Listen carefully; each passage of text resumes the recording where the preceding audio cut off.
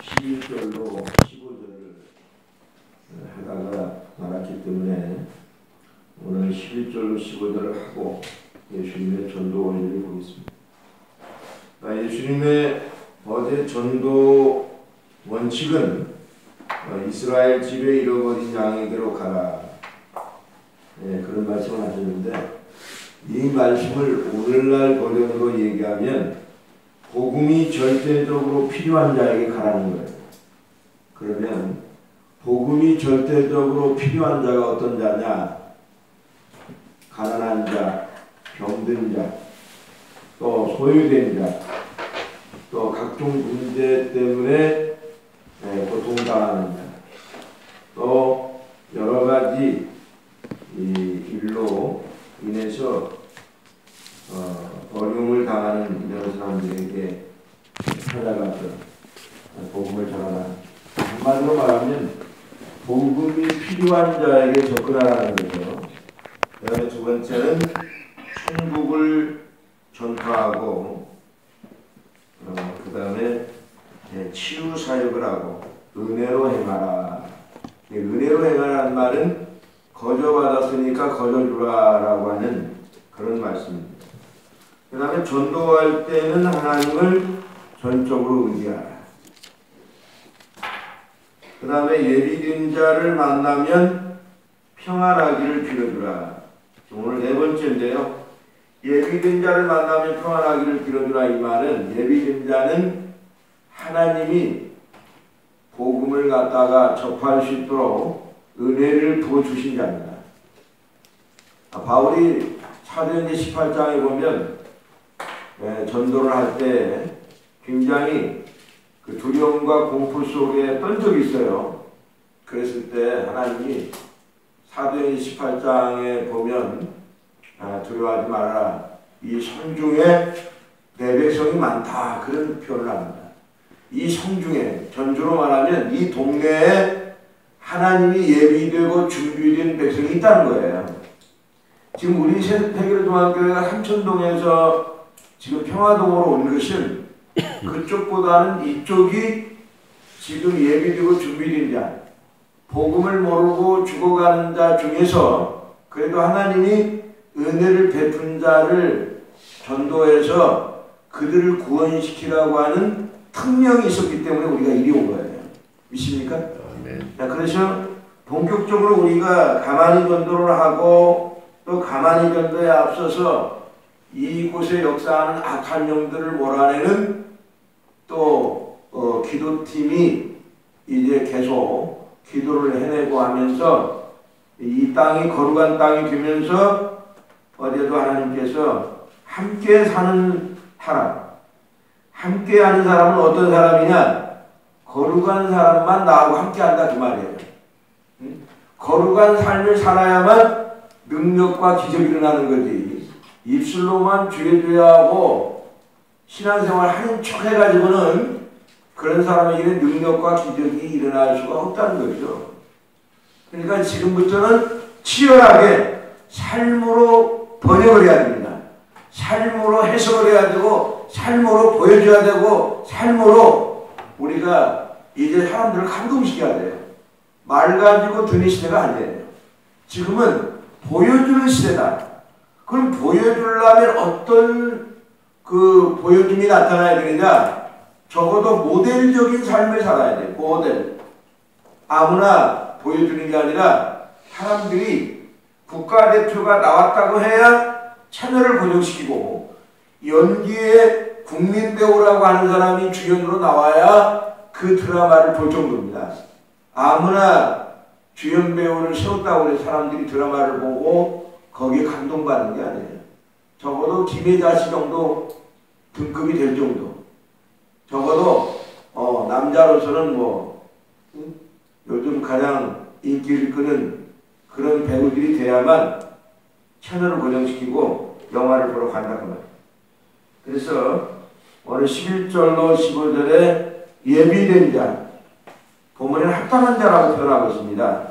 11절 보면 어떤 성이나 마을에 들어가든지 그 중에 합당한 자를 찾아내어 너희가 떠나기까지 거기서 머물라. 여기 합당한 자라는 말은 전도자를 잘 대접하고 영접하는 자. 이게 합당한 자예요. 가자마자 면박을 주고 침을 뱉고 부정적인 이야기를 하고 쫓아내는 듯한 그런 사람에게는 가지 말아요. 자, 분명히 이렇게 복음의 수용적인 태도를 보이는 사람이 있어요. 여기 내거리에서 전도지를 나눠줘도요, 한 50%는 전도지 안 받고 그냥 갑니다. 참 그때 굉장히 무안해요. 이 전도지를 잘 받아주는 것만 해도 전도자가 행복합니다. 근데 따라가서 이렇게 주려고 해도 손살이 치면서 이렇게 그 거부 사인을 보낼 때 참 민망하고, 내가 이 일을 해야 되나? 응? 내가 이 일을 해야 되는가? 그런 회의심이 찾아올 때가 있다 그 말이에요. 그러나 그럼에도 불구하고 우리 믿음의 선진들이, 선배들이 핍박을 받으면서 죽기까지 그런 박해를 받으면서도 복음을 전했는데, 이거 정도는 아무것도 아니다. 이거 정도는 당연히 받아야 될 하나의 거절이고 거부고 핍박이다라고 생각하고 복음을 전하면 하등에 그런 부분이 상처가 될 일도 없고 그 부분이 장애물이 될 일은 없습니다. 자, 12절에 또 그 집에 들어가서 평안하기를 빌어라. 그 집이 이에 합당하면 너희 민평안이 거기할 것이고 만일 합당하지 아니하면 그 평안이 너에게 돌아올 것입니다. 다시 말하면 전도자를 공손하게 잘 영접하고 대접하는 사람은 전도자가 평안을 빌어줄 것이고 또 그 평안이 그에게 또 복으로 다가올 것이다.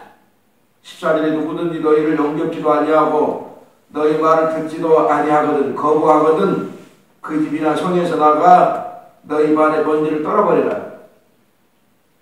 자, 너희 발의 먼지를 떨어버리라. 왜 이런 이야기가 이런 말씀에 첨가가 됐을까?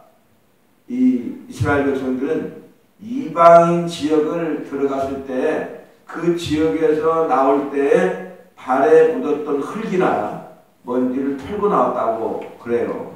그 이유는 나는 이방인들과 이방인 땅은 밟았지만 그들과 상종을 하지 않는다 라고 하는 그런 의미로 발의 먼지를 떨었다고 합니다. 내가 진실로 너에게 이르노니 심판날에 소돔과 고모라 땅이 그 성보다 견디기 쉬웁니다. 이 말은 복음을 거부한 사람에게는 무서운 심판이 뒤따른다는 거예요. 그렇기 때문에 우리가 복음을 전할 때 함부로 무지해서 그러죠. 복음 전하는 사람들이 욕하고 또 부정적인 말을 하고 해악을 끼치면 하나님께서 그러한 사람들을 반드시 심판하신다. 그 비유를 소돔과 고모라 성에다가 소돔과 고모라 성 심판에다가 비유하고 있습니다. 그 정도로 심판을 무섭게 당할 거다. 이러한 것을 심판의 경각성과 쉽게 말해 무서움을 지금 비유로 말씀하고 있습니다. 그 다음에 이제 16절에서 23절까지 예수님의 전도 원리는 뭐 어떻게 하시라고 그랬냐. 자, 지금까지는 원칙을 얘기했다면 원리는 16절에 전도자는 지혜롭고 순결해야 한다. 전도자의 자격이 되겠네요. 전도자는 지혜를 가지고 가야 되고 순결해야 된다. 자, 16절을 보겠습니다. 보라 내가 너희를 보내니 양을 이리 가운데로 보낸 것 같도다. 그러므로 너희는 뱀같이 지혜롭고 비둘기같이 순결하라 그랬어요. 여기서 지혜롭고 라고 하는 이 말은 원어상의 의미를 해석해 보면 분별력이 있다 그런 말이에요. 분별력. 여기서 지혜는 분별력을 말하는 거예요. 신앙생활 할 때나 우리가 신앙생활이 아닌 일반 삶을 살아가는 사람들도 어떤 사람들이 세상 속에 영향력 있는 인생을 살아가느냐, 이 분별력이 강한 사람들입니다. 그래서 이 분별력은 불신앙적인 관점에서도 보면 책을 많이 읽어야 되고 많은 대화를 해야 되고 또 여러 가지 훈련을 많이 거친 사람들이 또 인생의 실패를 많이 해본 사람들이 분별력이 강합니다. 그 다음에 오늘 여기에 나오는 이 순결이라는 의미는 거짓 없는 솔직함. 자, 우리말 국어사전적인 의미로 보면 정직함입니다. 정직함. 그런데 문제는 이 분별력과 정직함이 만나야만 작품으로 말하면 명품이 된다는 거예요. 예를 들면 지혜는 있는데 거룩하지 못해요. 거짓말을 잘해. 그러면 사기꾼이 됩니다. 응? 지혜는 있는데 분별력은 강한데 정직하지 못해. 그럼 사기꾼이에요. 남을 졸라먹고 남을 힘들게 하고 어렵게 해. 거꾸로.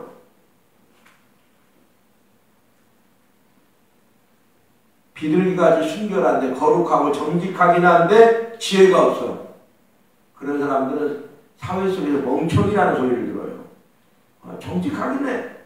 근데 사람이 지혜가 없어. 융통성이 없어요. 네. 그래서 우리 예수 믿는 사람들은 이 두 가지를 겸비해야 된다는 거예요. 이 두 가지를 갖춰야 된다는 거예요. 그러니까 전도 현장에 나갔을 때는 이 상황 센스가 분별력이 굉장히 강해야 됩니다. 지금 저 사람이 복음을 받아들일 준비가 돼 있는지 이것은 상황적인 그 순간을 조각해 보면 짜집기를 해보면 딱 알아요. 음식을 하다 말고 잠깐 가게에 나와서 뭘 정리한다든지 아니면 어떤 사람하고 열심히 대화를 하고 있다든지 아니면 막 가니까 아이가 막 물어뜯긴다든지 이럴 때 복음 전하면 안 돼요. 그러한 상황이 어느 정도 진정되고 내 눈을 맞추고 내 말에 귀를 기울일 정도의 상황이 됐을 때 그때 그 타이밍을 잡아야 됩니다. 타이밍. 그런 것들이 다 뭐냐면 오늘 예수님은 뱀같이 지혜로워야 된다. 그런 상황 파악을 정확히 잘해야 되고 그 다음에 비둘기같이 순결해야 된다. 정직해야 된다. 그래서 사람은 실수를 해도 그 실수에 대해 솔직하게 고백을 하고 그런 실수에 대한 진정성을 보이면 오히려 상대방이 감동을 받습니다. 저 사람 저런 부끄러운 얘기까지도 할 정도로 솔직하구나. 정직하구나.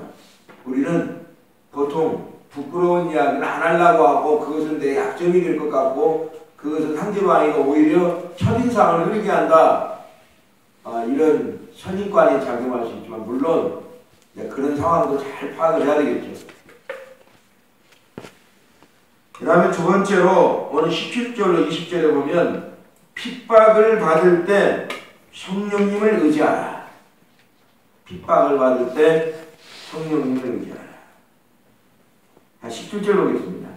사람들을 선가라.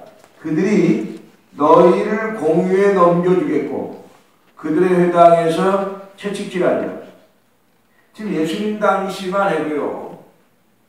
복음을 전하다가 관가에 잡혀가고 또 이렇게 이스라엘 같으면 살해들인 공유에 넘겨지고 또 회당 같은 데서 채찍질 받고 이런 일들이 비일비재하게 일어났습니다. 자 18절에 또 너희가 나로 말미암아 총독들과 임금들 앞에 끌려가리니 자 18절은 17절보다 강도가 좀 높네요. 이는 그들과 이방인들에게 증거가 되게 하려 하십니다. 너희를 넘겨줄 때 어떻게 또는 무엇을 말할까 염려하지 말라. 그때 너희에게 할 말을 누군가가 주시리니 그 할 말을 주시는 분이 20절에 보니까 누구예요? 말하는 이는 너희가 아니라 너희 쪽에서 말씀하시는 이 곧 너희 아버지가 보내신 누구라는 거예요? 성령입니다. 그래서 우리가 전도의 시작과 중간과 끝은 성령의 인도함을 민감하게 받아야 됩니다. 성령의 역사에 이끌려서 빌립이 사도행전 8장에 보면 사마리아 성에서 놀라운 기적과 이적, 표적을 행했어요. 그런데 하나님께서 야 거기 전도 그만하고 예루살렘 그 남부 지역으로 가서 가사라고 하는 지역으로 가서 거기가 전도해라. 거기는 광야인데요. 거기는 사람도 없고 별로 전도할 필요성이 없는 지역인데요. 이렇게 토를 달고 가지 않았다고 하면 에티오피아의 여왕 간다게의 배신을 어떻게 전도했겠어요? 하나님 뭔가 뜻이 있으니까 그런 황량한 벌판에 이 빌립을 갖다 보냈는데 그때 빌립이 성령에 이끌려서 야 빨리 저 나귀에 타고 있는 사람한테 가 성경을 쉽게 말하면 같이 해석을 해주고 같이 또 그 성경을 보라고 사인을 줬을 때 지체 없이 그 나귀에 올라타가지고 읽는 성경이 어디뇨? 보니까 이사야 53장을 읽고 있는 거예요. 그 53장에 나오는 털 깎는 자 앞에서도 잠잠한 양은 구체적으로 누굽니까? 그게 바로 예수입니다. 라고 이렇게 복음을 전하고 나니까 그 사람의 가슴이 뜨거워지니까 나 세례 받아야 되겠어. 물가가 있는 데가 세례를 받고 이러한 일들이 다 성령의 역사에 의해서 이렇게 된 거예요. 바울이 사도행전 16장에 보면 귀신 들린 여종을 고친다든지 또 사도행전 13장에서 16장으로 넘어가면서 아시아 전도를 계속 나가려고 하니까 아시아 전도는 끝났다. 이제 유럽으로 가야 된다. 그래도 아시아로 가려고 하니까 마게도냐 사람 하나가 환상 중에 손을 까불고 이리 오라고 막 하니까 아하 아시아가 아니라 유럽이구나. 이게 다 뭐냐면 성령의 역사에 의해서 이렇게 사역의 방향이 정해지고 사역이 진행된 거예요. 그러니까 우리가 하나님의 일을 할 때 가장 중요한 것 중에 하나가 하나님의 뜻을 분별하는 건데 그 하나님의 뜻을 분별한다는 말을 구체적으로 말하면 성령의 인도함을 받는 거예요. 성령의 인도함. 자, 마지막으로 오늘 21절로 23절은 뭐냐? 복음 전파 시 인내해야만 구원을 얻는다. 인내. 기다림이죠. 야, 전도를 한 사람을 향해서 5년, 10년을 투자했는데도 별로 교회 나오려고 하는 기미가 없고 그냥 계속 나의 전도 의지를 꺾어버리고 완전히 전도를 갖다 포기하게 만드는 그런 사람이 나타날 수 있습니다. 그때 조심해야 돼요.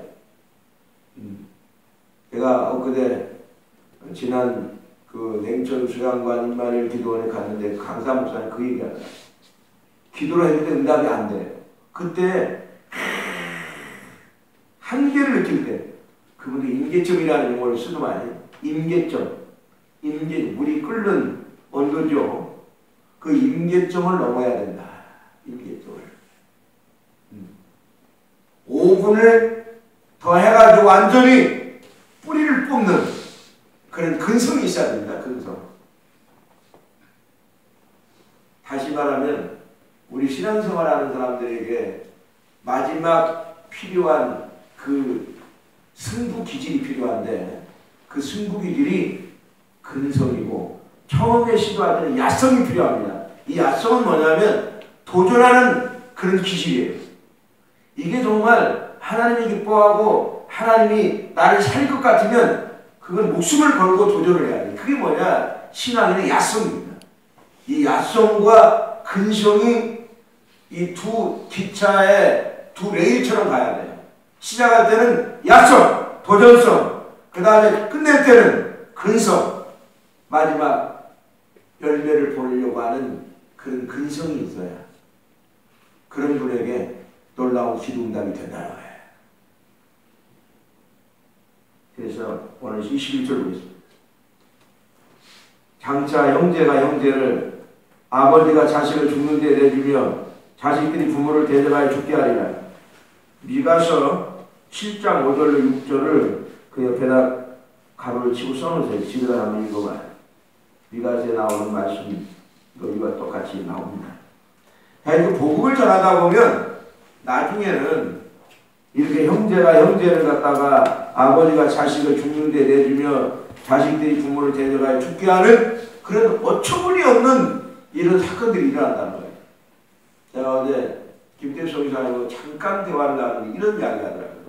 인도 선교사였는데 그분이 선교사역을 마무리하면서 정말 선교사역에서 예수님의 12제자와 같은 제자를 키워냈는데 그분은 아들이라는 표현을 썼다고 그래요.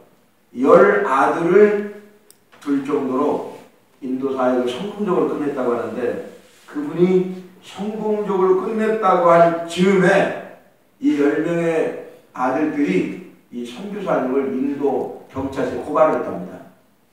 그 고발한 이유가 뭐냐 봤더니 그 선교센터 건물이 욕심이 나가지고 이 아버지와 같은 영적인 아버지와 같은 선교사님을 고발 조치한 거예요.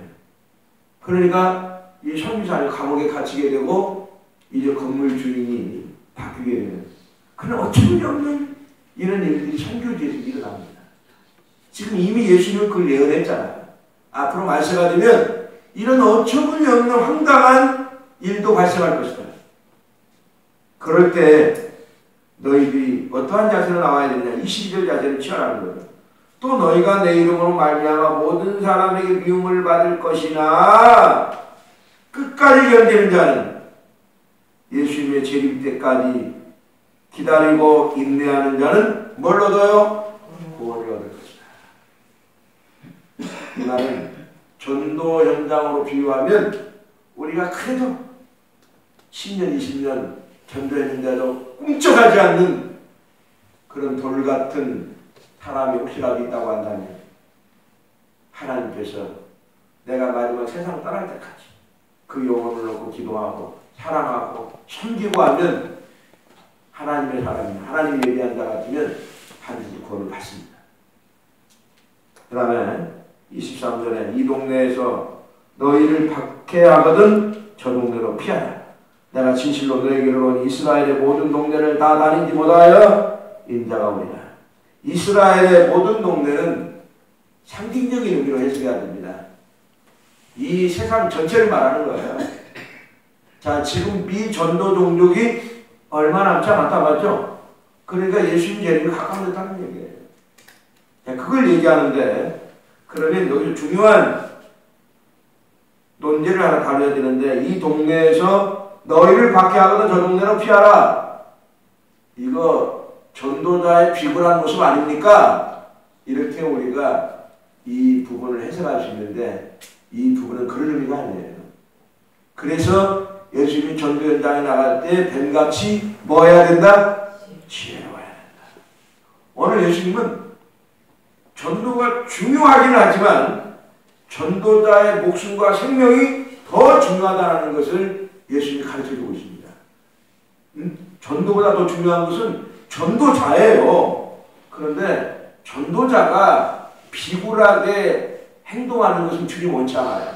그런데 그 핍박과 박해가 지금 계속 강도가 높아질 때에 어리석게 그 핍박과 박해를 정면으로 돌파하다가 무모하게 목숨을 잃어버리는 생명을 잃어버리는 그런 어리석은 행동을 하지 말아라는 거예요. 피할 수만 있다면 지혜롭고 피했다가 이 전도는 한순간에 끝내는 게 아니고 주님 재림하는 날까지 전도는 이루어져야 되기 때문에 전도는 계속돼야 되기 때문에 A도 전도해야 되고 B도 전도해야 되고 C도 전도해야 되고 D도 전도해야 되기 때문에 주님은 네가 할 수만 있다면 어떻게 해서라도 살아서 더 많은 사람을 전도하기를 원하시지 순교하기를 원하는 건 아니에요. 순교는 어느 순간에 정말 이제 사면초가에 빠져가지고 이제 불굴하게 거기서 예수를 부인한다든지 이런 것이 아니라 정말 그 사도 요한의 수제자처럼 사도 요한의 수제자가 85살에 순교를 당하면서 네가 한 번만 예수를 부인하고 예수를 믿지 않겠다고 말하면 내가 너를 살려줄 거다. 그랬더니 사도 요한의 수제자가 하는 말이 내가 85세인데 85년 동안 주님은 나를 한 번도 모른다고 부인한 적도 없고 그렇게 나는 이야기를 들어본 적도 없는 그 예수님을 나는 부인할 수 없다. 나는 그 예수님 때문에 구원을 받았고 나는 지금 죽어도 천국 가고 나는 영생을 선물로 얻었기 때문에 나는 지금 죽어도 여한이 없다 라고 그렇게 얘기하니까 형을 집행하던 사람들이 지도하자 그렇게 해서 사도 요한의 순회하는 세상을 떠났다고 해요. 이게 진정한 순교입니다. 진정한 순교. 자, 말씀을 정리합니다. 예수님의 전도 원리 16절에 전도자는 지혜롭고 순결해야 된다는 거예요. 두 번째, 핍박을 받을 때 내 생각, 내 노력, 내 방법으로 가려고 하지 말고 철저하게 성령님을 의지해야 된다는 거예요. 세 번째는 복음 전파시 인내해야만 구원을 얻을 수 있다. 그래서 오늘 우리가 가만히 전도하는 날인데요. 또 찾아가고 참 지칠 정도로 열매가 없다 할지라도 내가 살아있는 동안 그 영혼을 끝까지 찾아가서 전도해야지 라고 하는 마음을 가질 때에 하나님께서 그 영혼 외에 또 다른 영혼을 여러분과 교회에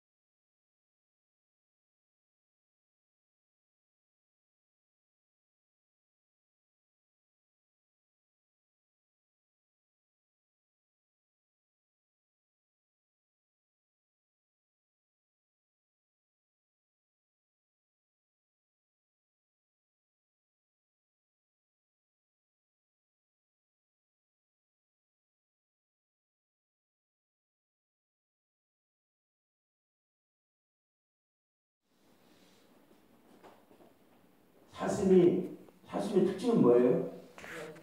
목이 길죠? 모가지가 길어서 슬픈 짐승이요. 언제나 점잖은 편 말이 없구나. 네? 이 사슴의 고고한 모습을 그 노천명이라는 여자 시인이 그 모습을 갖다 가지고 자기 인생을 비유한 거예요. 그 시의 전체적인 흐르는 분위기는 뭐냐면 인생을 고고하게 품위 있게 고품격으로 살아가는 사람은 늘 외롭다는 거예요. 네? 그렇게 있잖아요. 세상에 막 술을 먹고 담배를 태우고 막 세상에 잡배들하고 어울리면 시끌벅적하고 막 뭔가 바쁘게 돌아가는 것 같고 인생이 막 흥겨울 것 같지만 나중에 그런 인생을 살고 나면 남는 게 하나도 없습니다. 그러나 혼자 조용히 생각하고 인생을 어떻게 살아가야 하나님이 기뻐하는 인생이고 내가 어떻게 행동해야만 하나님이 기뻐할까 이런 걸 곰곰이 생각하는 사람의 삶은 늘 고독하고 이렇게 막 그 세상의 그 바쁘고 시끌벅적한 시류에 에워싸이지 않는다 이 말이에요. 뭘 말하냐면 송어가 사는 급수에 우리 몇 급수라고 했어요? 송어 1급수라고 했죠. 종어는 4급수나 5급수입니다. 더러운 물이에요. 오늘 예수를 믿는 사람은 송어와 같은 인생입니다. 비유가 좀 적절하지는 못하지만 제가 쉽게 지금 여러분에게 이해시키려고 해요. 네. 1급수의 깨끗한 물에 살아가는 삶이 하나님의 자녀의 삶입니다. 그러니까 1급수의 물은 바닥이 보여요 안 보여요? 보여요 안 보여요? 보여요. 깨끗하면 밑바닥이 다 보여요. 근데 붕어가 사는 사급수에 보면 밑바닥도 안 보이고요. 물이 무중충하고 더럽습니다. 그러면 이해가 가죠. 그렇기 때문에 그 시에서 얘기하는 것은 정말 신앙생활을 잘하는 사람의 인생은 고독합니다. 고독해요. 그 다음에 신앙생활을 잘하면 그는 시류와 잡배와 어울리지 않아야 되니까 뭐 해야 돼요? 고립되어 있는 느낌이 있어요. 고립은 돼 있으면 안 됩니다. 그러나 여러분의 개인의 삶 자체는 늘 고립이라는 단어를 다른 말로 성경적인 용어를 고치면 구별이에요. 구별된 삶. 네? 거기서 고립이라는 의미는 구별이에요. 그 다음에 뭐가 하나 있냐?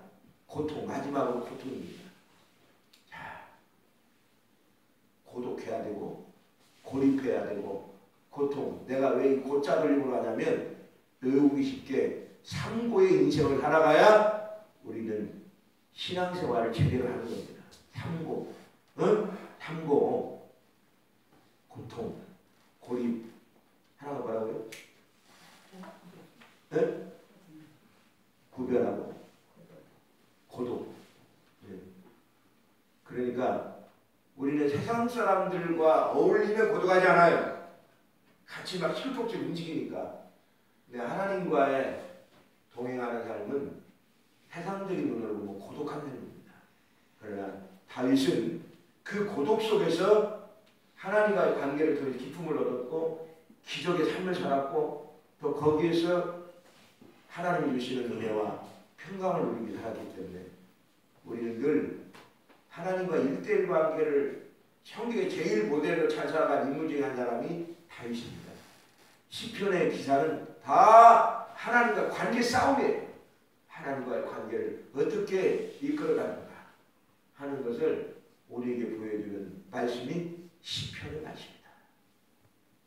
그 다음에 오늘 27절에 내가 너에게 어두운 데서 이르는 것을 광명한 데서 말하며 너희가 귀순말로 듣는 걸 집 위에서 전파하라.